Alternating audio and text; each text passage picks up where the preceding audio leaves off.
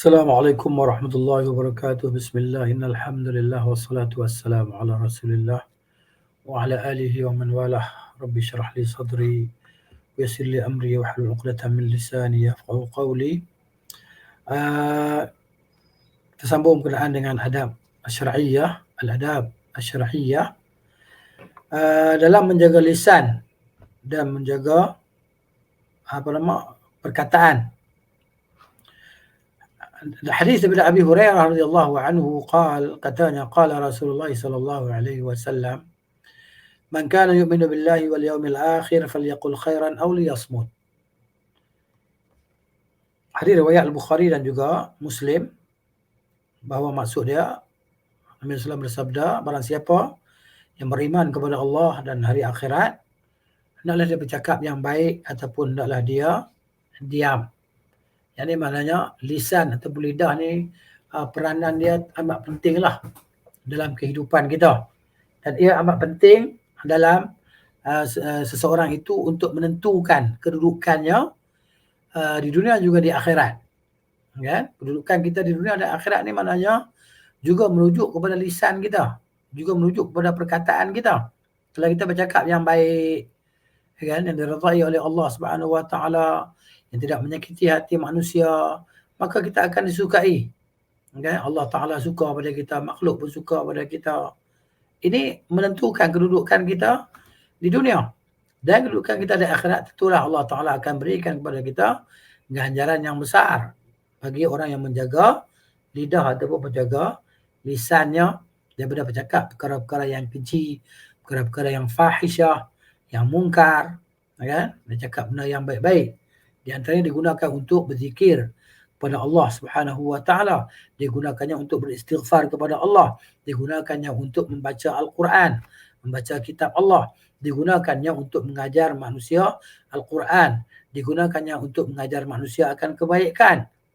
Maka dia akan dapat ganjarannya dari sisi Allah Azza wa Jalla. وعن ابن عمر وعن ابن عمرو يعني عبد الله بن عمرو بن العاص رضي الله عنه قال dia kata قال رسول الله صلى الله عليه وسلم من صمت نجا. Barang siapa yang berdiam dia selamat. Ya. Hadis sahih dikeluarkan oleh Ahmad dan Tirmizi, disahihkan oleh Syekh Al-Albani rahimahullah dalam sahihah silsilah hadis as-sahihah. Ya. Barang siapa yang diam dia selamat. Jadi di sini saya teringatlah Al-Imam Syafi'i rahimahullah ta'ala, dia kata alimtu qadra rajul, aku tahu keadaan kedudukan seorang lelaki apabila dia start, idza bada'a yatakallam, apabila dia start bercakap. Bila orang tu bercakap, kita boleh tahu level dia macam mana. Seseorang itu bila dia start, dia mula bercakap, mengeluarkan perkataan, pendapat dan pandangan, di situ kita dapat detect dia punya kedudukan dia, darjah dia, kehebatan dia macam mana. Jadi kalau orang tu diam, dia menyebabkan kita ni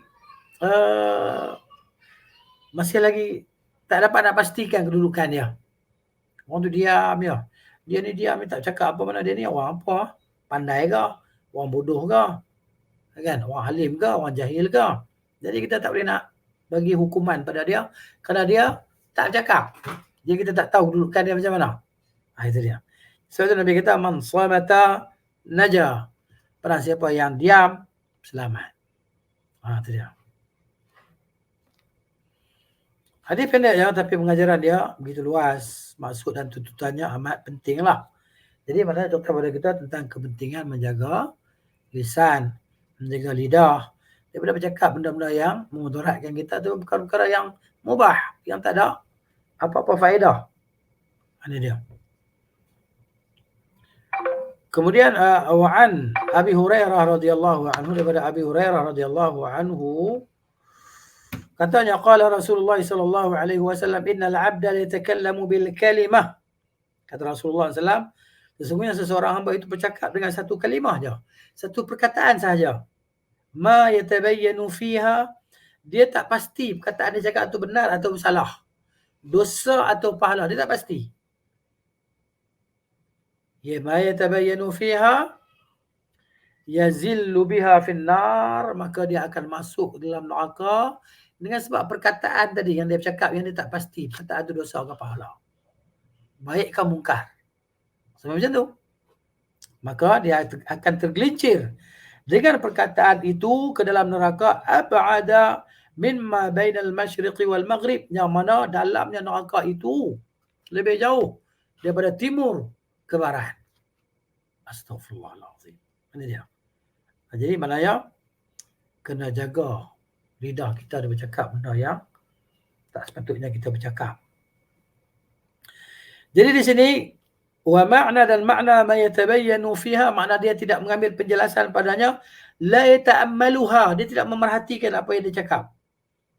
Wa yajtahidu fiha wa fima taqtadihi, dan dia tidak berusaha untuk mencari kebenaran apa yang dia cakap tadi, macam orang yang duk cerita duk sebar hari-hari palsu tadi kan, yang mengadakan pembohongan ke atas Rasul sallallahu alaihi wasallam. Suka-suka dia nak cakap, orang ni bahaya.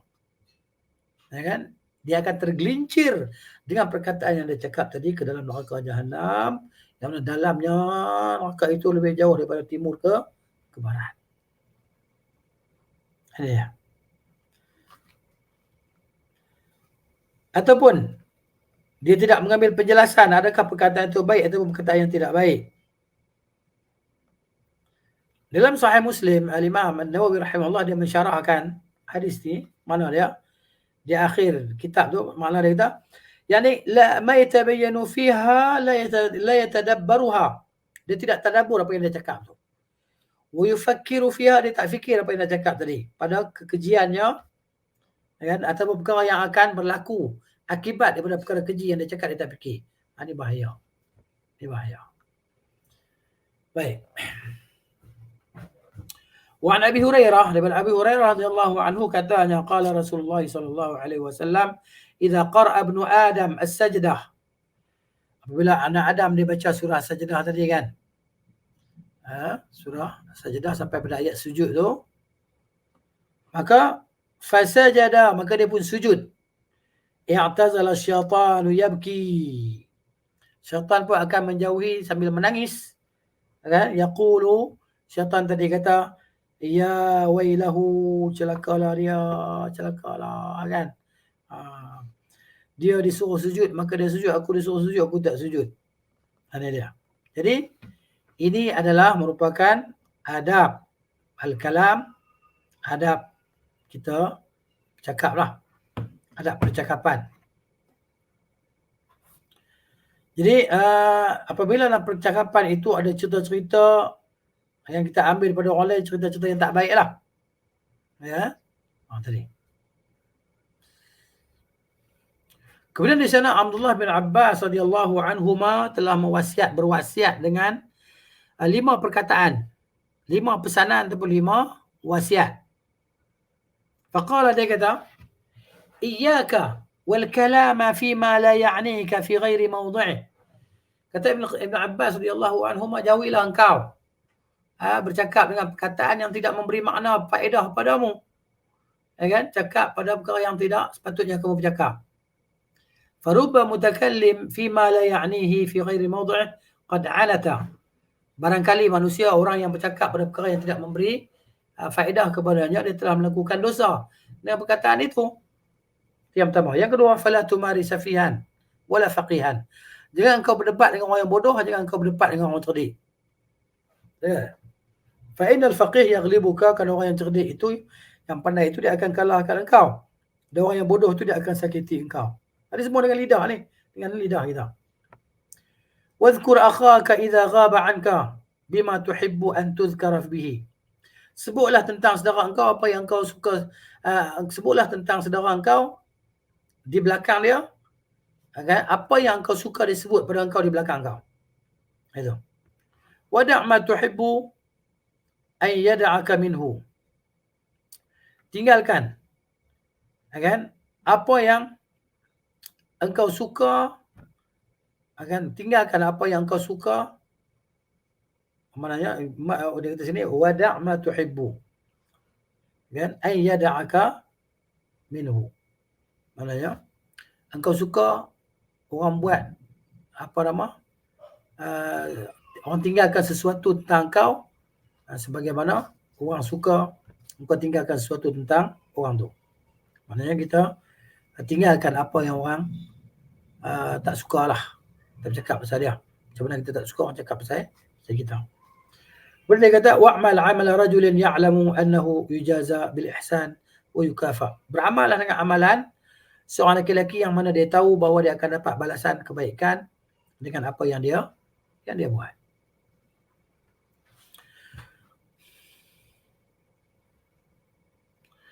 Berkatalah sebahagian dia panggil hakim yang dilantik oleh Umar bin Abdul Aziz yang telah dia pecat.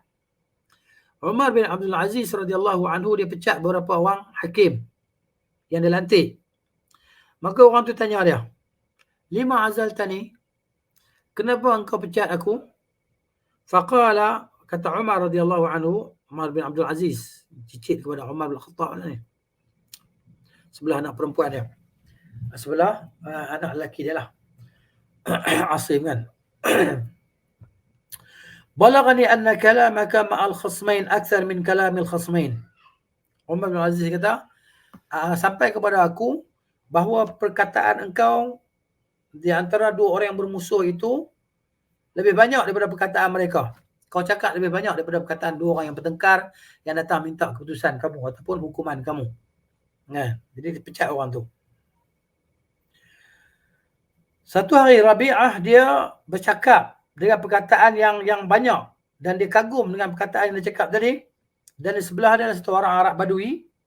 Maka dia berkata kepada Arab Badui tadi, "Ya Arabi, ma ta'udduna al-balaghah?" Dia tanya Arab Badui, apa yang kamu faham tentang balaghah itu?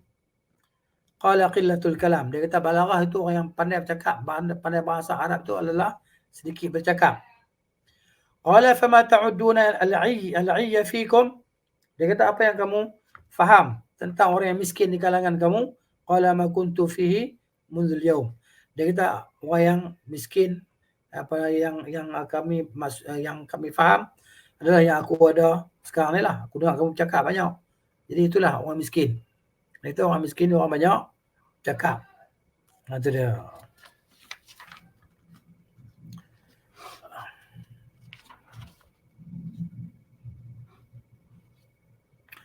Kemudian qala ba'dhum, kata sebahagian mereka, sebahagian daripada salaf lah. Dia kata ajibtu li idlalil 'ayyi bi nafsihi. Okey, insyaallah di mana kita bacaan kita akan sambung lagi bacaan ni. Pada kesempatan yang akan datang kita berhenti di sini insyaallah باذن taala wa taufiqihi. Wa sallallahu ala nabiyyina Muhammad wa ala alihi wa sahbihi ajma'in. Subhanakallahumma wa bihamdika asyhadu an la ilaha illa anta astaghfiruka wa atubu ilaik. Assalamualaikum warahmatullahi wabarakatuh.